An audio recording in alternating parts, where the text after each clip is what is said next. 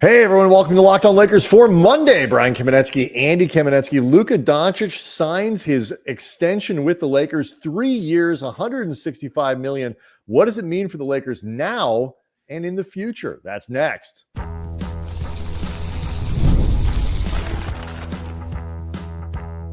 You are Locked On Lakers, your daily Los Angeles Lakers podcast, part of the Locked On Podcast Network, your team every day. Thanks to everybody for making Locked On Lakers first listen of every day, Monday through Friday, no matter how or where you get your money. I'm looking forward to Luka Doncic and our reads for the day. No matter how or where you get your podcasts. This one's always free, never behind a paywall. Locked On Lakers on YouTube. It's where you can go hang out with over 36,000 subscribers to the channel, all of whom, Andy, are very excited that that Luka Doncic put pen to paper over the weekend on Saturday, basically the earliest morning moment possible.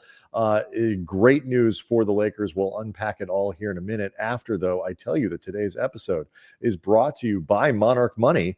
You can take control of your finances. If you're Luka Doncic and you suddenly have a big influx of cash, you can use the code LOCKEDONNBA at monarchmoney.com for 50% off your first year, because even Luka, Andy, $165 million later, likes a bargain and a good financial dashboard. Well, Dallas did screw him out of a couple $100 million when they traded him. So he's still looking to get whole in terms of everything that he could have made.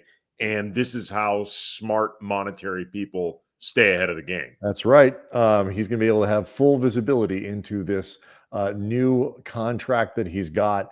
Andy, we went on 710 ESPN on Saturday morning and did a show in response to this news. I mean, it is technically speaking not the earliest that it could have happened. I guess 12:01 on Saturday morning would have been faster, but it's damn close. Luka got a workout in, and then around 9:30 or so, the contract extension was signed.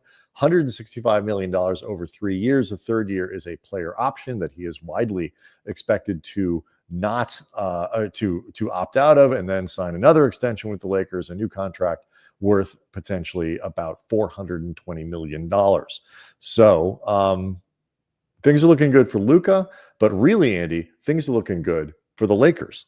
Yeah, absolutely. When you mentioned before that technically Luka could have done this thing at 12:01 Saturday morning, but waited until, say, 9:30 a.m. And I think that matters. Well, I think that matters because A, 12:01 would have been a really stupid time to do this. But B, you wouldn't be able to make it the culmination of a big theatrical, symbolic, hyping buildup to where we are right now. And I think that matters. A, because it's very clearly what Luka wanted. I mean, everything from the week of Luka in New York and in Chicago and appearing on a Yankees broadcast and appearing on the Today Show and the Men's Health, like all of this was leading up to this moment of signing the extension before Luka goes back to Slovenia to train for Eurobasket. And it's very clear that he wanted this to be an event. Like this was the cherry on the event flavored sundae. And it's really awesome because it, I think, speaks to his enthusiasm for this.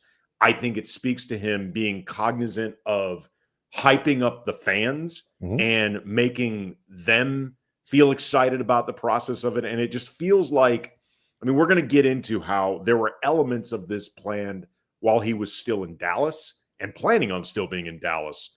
But it feels very emblematic of one of the things that is very key to the Laker history, which is we do it all big, baby. Like we do these things big, and Luka thus far seems to be a part of that lineage. I think about like the sort of symbolism, because look, Brian Windhorst laid all this out a couple weeks ago, and we talked about it on the show. Windy was like, look, Luka typically does not do NBA business while he is handling other things, and other things in this case being Eurobasket and getting ready to play for Slovenia and represent Slovenia in that tournament. And Windy was like, do not panic if it takes 2 weeks, 3 weeks, whatever it's going to be, because it doesn't mean that Luka's not going to stay in LA. It just means he typically doesn't mix these things together. We've seen the pictures of him wearing the Slovenia training stuff and all that. He's obviously been working hard to get in fit, both for that tournament and obviously the NBA season. So it's like, okay, don't panic until maybe the training camp rolls around. But so even though, and you made this point Saturday, like, could he have done this on Sunday? Sure. Monday? Sure. Tuesday? Yeah. Is there any real functional difference between signing it on August 2nd and August 5th? There is not. But there is a symbolism to doing it right away, of showing how you are, excited to be here, committed to the team. Lakers will obviously set this press conference up for you whenever you want. And they'll do it with whatever terms you want. Like that part, this is the contract he was widely expected to sign. But you put it all together sort of to Luka's understanding of the optics of signing right away. And then, like you say, it kind of fits into how the Lakers do stuff, where you have this tour that takes him through New York, and then he's in Chicago, and then he's in LA, and he's had the cover of Men's Health magazine, and he comes in. The Lakers, for people who didn't see it, had this great photo display up of Luka, a bunch of pictures in his short time in LA. Like, it was just really well done. And so, like you say, Luka kind of understands how that plays and what that looks like. Ironically, Mark Stein reported in his newsletter on Substack on Sunday, this was supposed to happen. Like, they arranged the Jordan folks and Team Luka arranged this originally months ago to end on July 6th in Dallas for him to find an extension there. So type of buildup, and let's get it done. This was going to be Luka's approach, reportedly, no matter, and he just transferred that to LA. So, like, the Dallas folks, like, he wasn't going to hold it over them either. He was going to show that same level of commitment, and now he's parlaying that into a commitment with the Lakers, and one, Andy, that he seemed very excited about, talking about it on Saturday. Well, there would have been no reason to ever think that he wasn't going to sign that extension with the Lakers, because, as we talked about many times, he was building a second home in Dallas. You don't do with that. The Mavs, you mean? I mean, that's what I'm saying. With the Mavericks. Like, there was no reason to think that this was never going to happen. With the Lakers, though, I would just say that signing this on August 4th would have been great news. Like, it would have been awesome news. People would have been excited. Signing it on August 2nd, the first day you were eligible, that's let's effing go. That's what you are messaging to Laker fans. It's what you're messaging to the Laker organization. That's what you're messaging to all of your teammates. And then you end up culminating the whole thing with a trip to Vegas to watch the Backstreet Boys, which the Lakers did as a group, which is a sentence I cannot believe that I just said. But they all went on a big trip to go watch the Backstreet Boys, as one does. I'm going to say, if you've never been to the Sphere, it's a pretty cool place to watch a show. What I think is funny about all this is how many of these guys were alive when the Backstreet Boys were at their height. Like, not all of them, that's for sure. It's just it is this summer there they are there. If you haven't seen the photos, you can find them. It's the Lakers and the Backstreet Boys all hanging out together. My wife is more of an NSYNC person. You have to choose, and she has chosen NSYNC. So we're not a Backstreet Boys family, but good for the Lakers. It's just this is I don't know how to upload certain videos off social onto our feed, so I was unable to upload some of the videos of them actually taking in the concert. But please, I highly recommend, because they're not hard to find, seeing Rob Pelinka in the crowd doing a Rob Pelinka version of Rocking Out, which is just adorably awkward and ridiculous. You also see Kurt Rambis attempting to film the concert with his phone. Like, it's just so wonderfully dorky. It's fantastic. All right. So after the break, we'll kind of talk about a few other things that were really important. And just this summer has gone on as well as it could for the Lakers and their relationship with Luka. And then Luka said something, Andy, that I think is particularly critical for the Lakers and gets to the heart of how they're going to improve this year in relation to last. We'll do that next.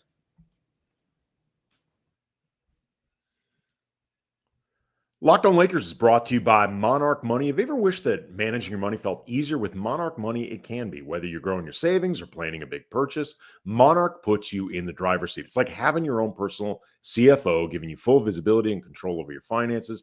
Monarch Money is more than just a budgeting app. It is a complete financial command center. You can track all of your accounts, investments, and spending all in one place. So in addition to managing your money, you're also building wealth. Like, as an example, my daughter is about to start high school, which means I now have to be thinking about college, tuition, dorm expenses, all the other stuff that your children spend money on or that I spent money on when I was in college. And that's really daunting, man. But Monarch helps me streamline my spending, figure out areas where I could be more efficient, save better, create a plan for that next step. Take control of your finances with Monarch Money.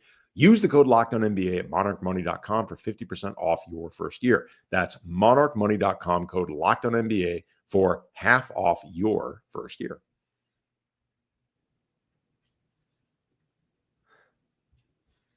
So I think just to kind of put a cap on this, like, if you were trying to outline, if you're Rob Pelinka and Jeannie Buss, like, what is the best summer that we can have? Like, the stretch between the end of a disappointing playoff run up until August 2nd, when Luka is eligible to sign an extension with the team. What is the best possible outcome here? Well, it starts with Luka and LeBron both getting healthy.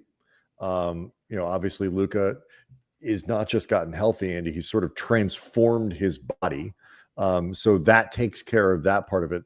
Not only is Luka, getting healthy, he's completely buying into and going fully invested in this idea of being in shape, championship caliber conditioning, and giving himself, doesn't mean he can't get hurt, doesn't mean something can't go wrong. He's giving himself the best opportunity to be healthy over the course of the season. And then you see not just that, you see Luka helping to actively recruit free agent players like DeAndre Ayton after he was bought out, like Marcus Smart. Marcus Smart. We got too many DeAnthonys and DeMarcuses.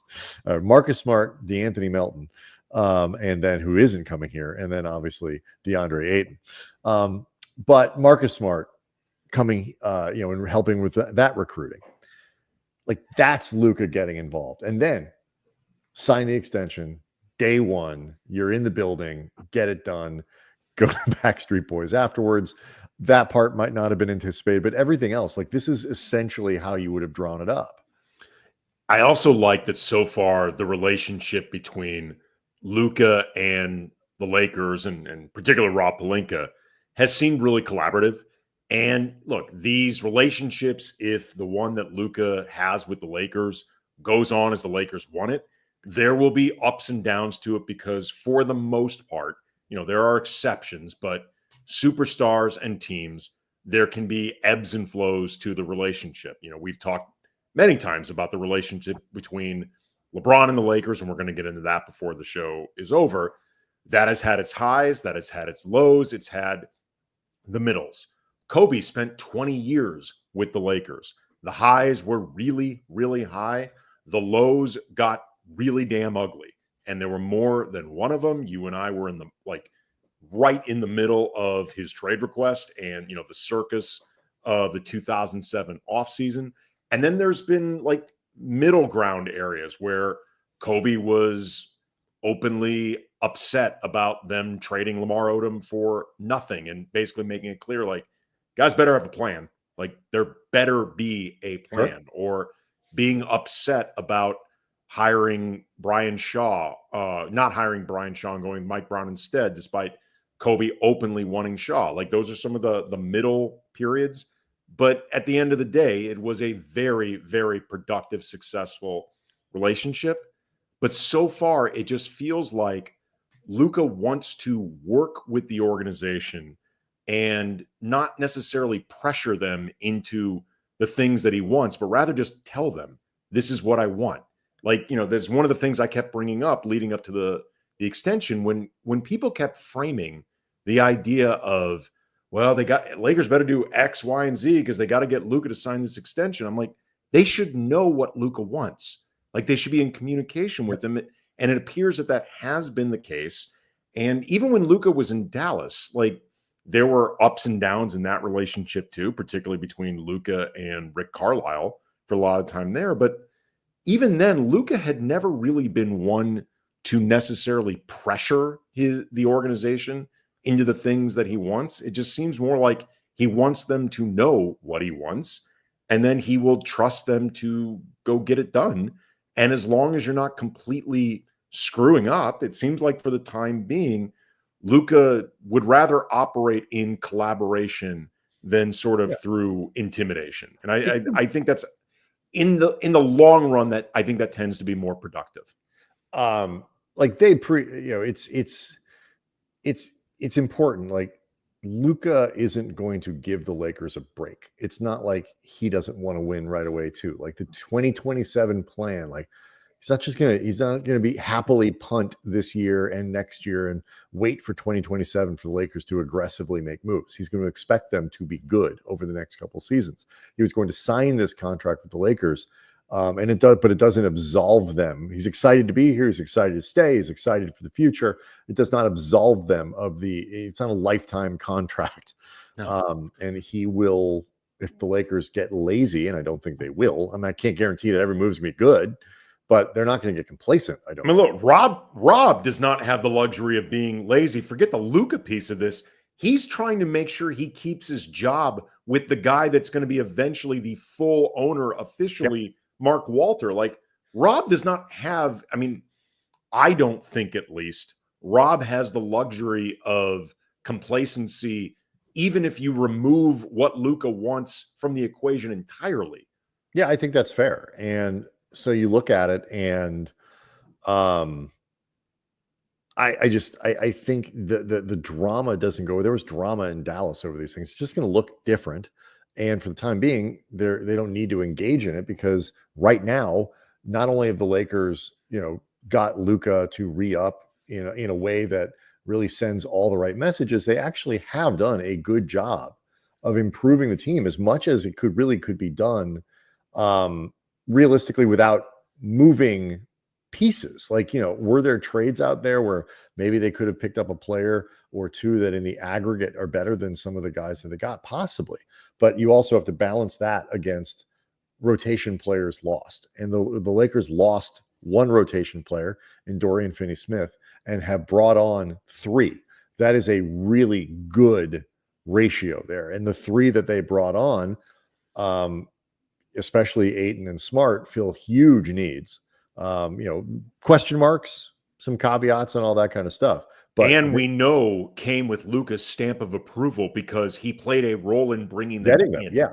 So, like, you're talking about filling two huge gaps without giving up rotation players. And then the third guy, I happen to think Jake LaRavia has the potential to do a lot of, maybe not all of, but a lot of what Dorian Finney-Smith was doing by the end of the season, especially sort of the diminished version, the injured kind of version the Lakers got in the playoffs. So it has not been a perfect offseason from a personnel standpoint, but in terms of, like, if you go to if you did the math on it and you had, kind of the median result, are the Lakers above the median result of all the different possibilities, or below? I think they're definitely above. This is a, top 20% outcome for the Lakers over the course of the offseason. That's something you got to take. And so up next, though, I want to get into this, and, maybe we can kind of set it up here. Luka talked a lot about, the commitment, the excitement, and all these other things. But you can make an argument, Andy, that the biggest thing the Lakers have going for them as they go into next year is time. and even a little bit of continuity. They're going to be bringing back a similar team with, like we just talked about, additions to the group that finished last year. So guys know each other.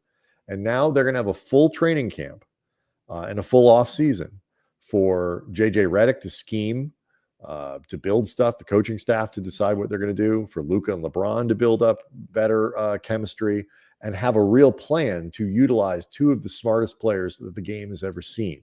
So we'll talk about the importance of training camp and how LeBron has reacted to all of this next. Locked on Lakers is brought to you by 5 Hour Energy Drink. It is time to fuel up and turn it up with 5 Hour Energy Transfusion. It combines the grape, ginger, and lime flavors of your favorite golf drink into a quick, energizing shot. Whether you're sinking birdies or just making memories with your friends, it's a hole-in-one for your energy game, because you never know when the perfect shot is coming. I've always said, I think the beauty and the hook of golf, the thing that makes it so addictive, is every now and then, someone like me, total amateur on my best day, will hit a shot that a pro could not have hit any better. But you got to be ready and energized for that moment. Golf is all about good times with good people and good flavors. The grape, ginger, lime flavor Transfusion gives you the best parts of your clubhouse drink without chasing down the Bev cart. And if you go to 5 Hour Energy today, the number 5hourenergy.com, you can use the promo code LOCKEDONGolf to receive 20% off your order. This offer is only valid till September 30th on one order. It cannot be used with other promotion, and the code is not good for subscription orders. Whether you're meeting up with friends or trying to turn 18 holes into 36, get the energizing boost you need to power through. Order transfusion flavored 5 Hour Energy shots today. So let's knock out the LeBron part first, and we'll get to training camp, because we can always save that part for tomorrow, because I think it really is a big deal. There was a lot made out of the fact that many of LeBron's, or sort of Luka's teammates, were in the building Saturday. You saw Jared Vanderbilt was there, and Maxi Kleber, and Rui Hachimura, Adu Thiero, Jackson Hayes. Yep. So there were 7 guys that were there. LeBron, Bronny, not among them. And then also Austin Reeves, who's in China doing some shoe promotion.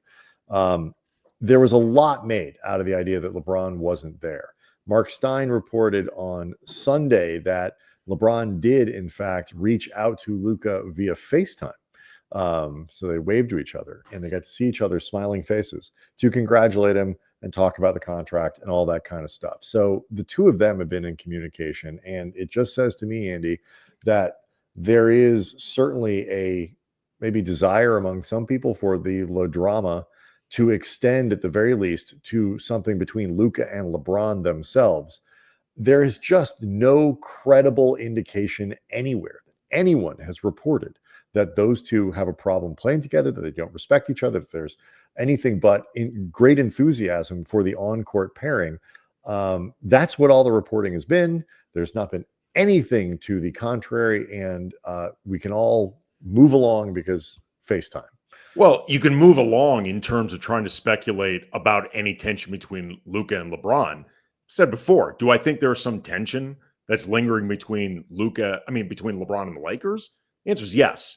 But it does not appear like whatever tension exists between LeBron and the Lakers, and even the degree to which it may relate to Luka, like in terms of how Luka is being prioritized ahead of LeBron, which he should be. He is entering his prime. LeBron's going to turn 41 in December, and how maybe the prioritization manifest itself in the way LeBron feels he's treated by the Lakers or prioritized by them.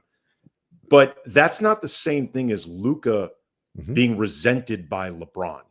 And it seems, at least to both of us, very clear that however LeBron feels about the Lakers right now, he's not taking it out on Luka or turning that into resentment towards Luka, because he has no reason to. Luka has been very open in how much he grew up idolizing LeBron, how much respect he has for LeBron. I don't think Luka wants to give the impression that he is shoving arguably the greatest player in NBA history out the door in a way that feels unflattering to a guy of LeBron's stature. And look, when you are somebody like LeBron, who does so much public messaging and so much public messaging with a reason and with the intent of having people read into it, then it is fair that when you don't send the public message, in this case, like a public congratulation of Luka, that people will read into it. Like, you can't have this both ways.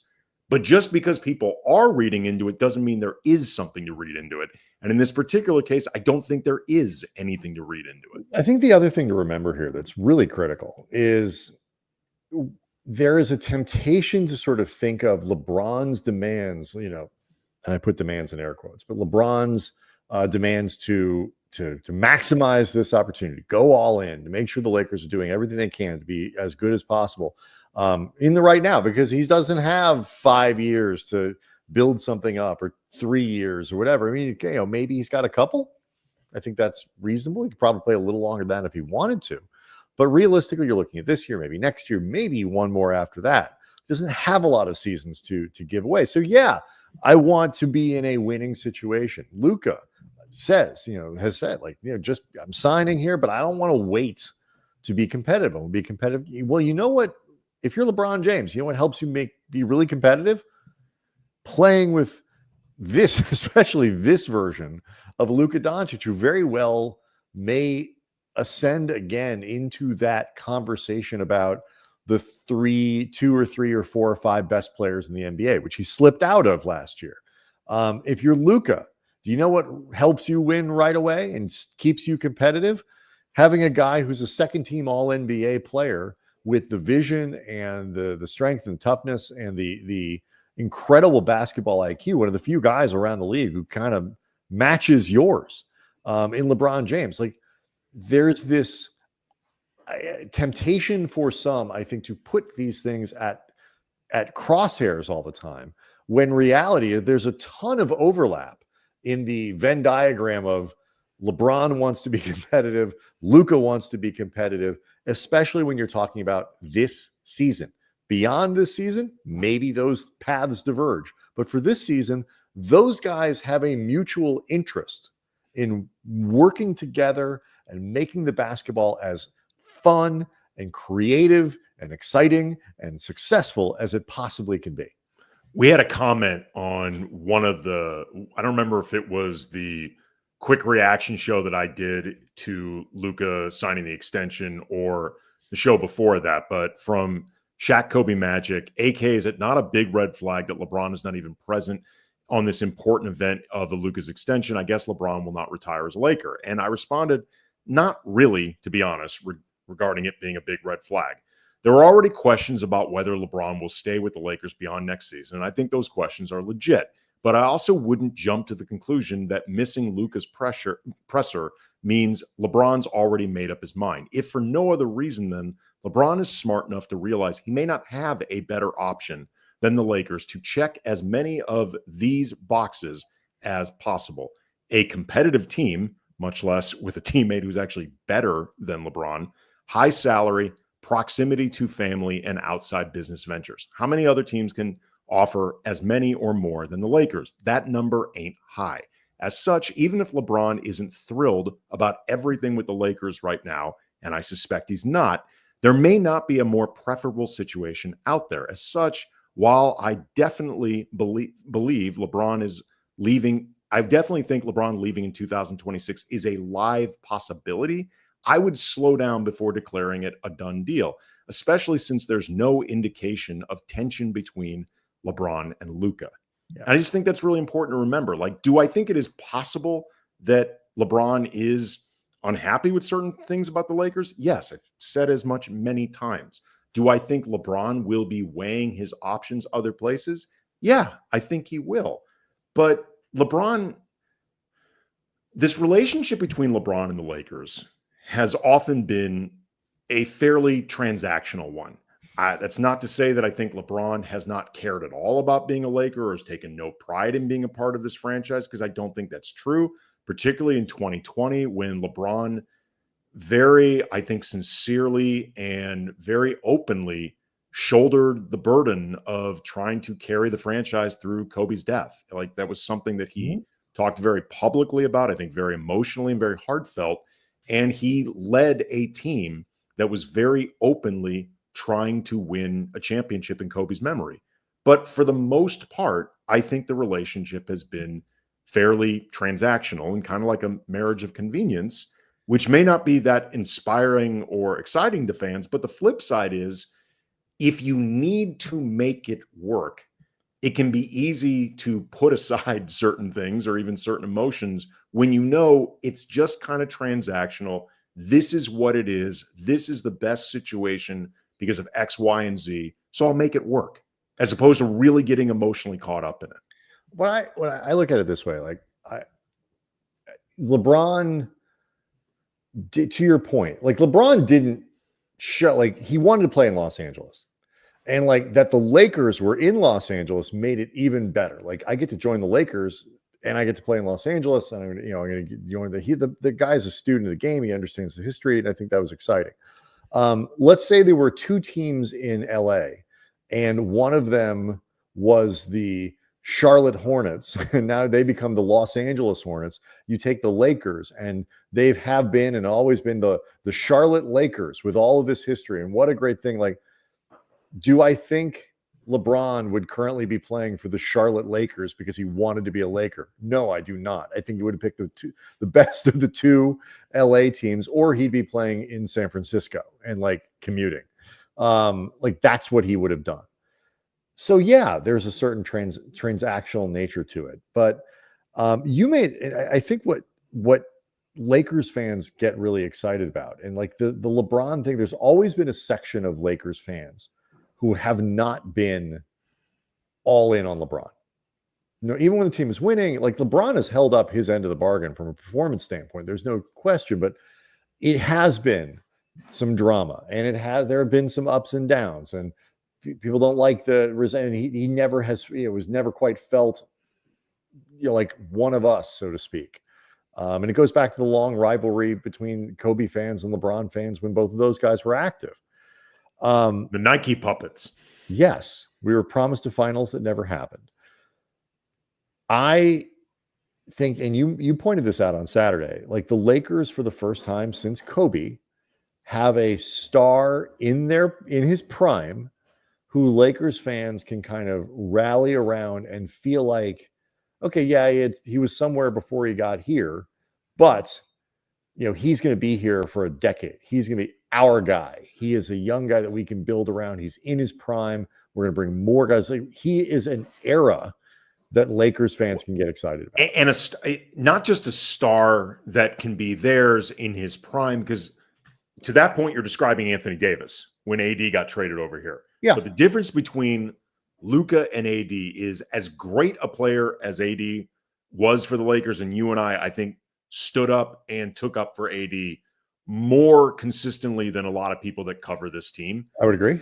But Anthony Davis never has shown that he can be the number one guy that a team is built around and get to the finals. Like, I think Anthony Davis was, the last couple of years with the Lakers, the best player on the team, or certainly over an 82 game basis as a two-way player. Right, he was fantastic, obviously, in the bubble playoffs, particularly in the final. Right, but he's never shown that ability. Luka has. Like, Luka has been the number one guy on a team that went to the finals. That, outside of Kyrie Irving, who is obviously fantastic, it was a team filled with role players, Kyrie and him. Yep. And he took that team through a tough West through the finals. Like, the Lakers have not had anybody like that since Kobe. And he's 26. There's a lot of runway. It's really exciting. I think, and I don't even think there's a guarantee that this 3-person core between LeBron, AR, and Luka obviously is done after the season. I think there is a chance that it extends beyond this one. But either way, the Lakers are, I think, quietly putting themselves in a position to be not a favorite in the West, but if guys stay healthy and players stay on the floor, I think a team that is going to be better than at least some of the punditry is expecting. They're just comparing it to how the season ended, and it is a totally different team and a different star driving it. Locked On Lakers on YouTube is where you can hang out with over 36,000 subscribers to the channel. We'll be back tomorrow, Andy, unpack some of these questions about training camp and strategy and what changes going into next year, because it should be pretty exciting for people that Luka will be there from the jump, as opposed to how they did it on the fly last season. We will see everyone tomorrow.